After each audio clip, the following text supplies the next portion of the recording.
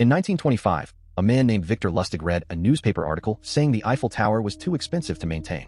Most people saw a news story. Victor Lustig saw an opportunity. Lustig forged government documents identifying himself as the Deputy Director General of the Ministry of Posts and Telegraphs. He rented a suite at the Hotel de Crillon, one of the most expensive hotels in Paris. He invited 6 of the biggest scrap metal dealers in Paris to a secret meeting. He told them the government had decided to tear down the Eiffel Tower and sell it for scrap, 70,000 tons of iron, and they could bid on it. He told them this was confidential government business. If it leaked to the press, there would be public outrage. So they had to keep completely quiet. This was the genius of the scam. The secrecy meant nobody would fact-check anything. He even gave them a private tour of the Eiffel Tower, pointing out structural problems and maintenance issues. He sounded exactly like a government official because he'd memorized every detail from the newspaper articles. Lustig identified his mark, a dealer named André Poisson. Poisson was insecure, desperate to break into the Parisian elite. He was the easiest to manipulate.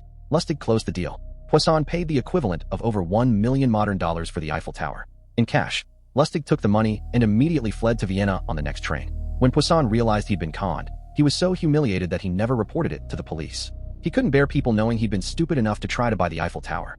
And this is the part that's absolutely insane. 1 month later, Lustig went back to Paris and did the whole thing again. Same scam. New victims. He literally sold the Eiffel Tower twice. The second time, the victim went to the police.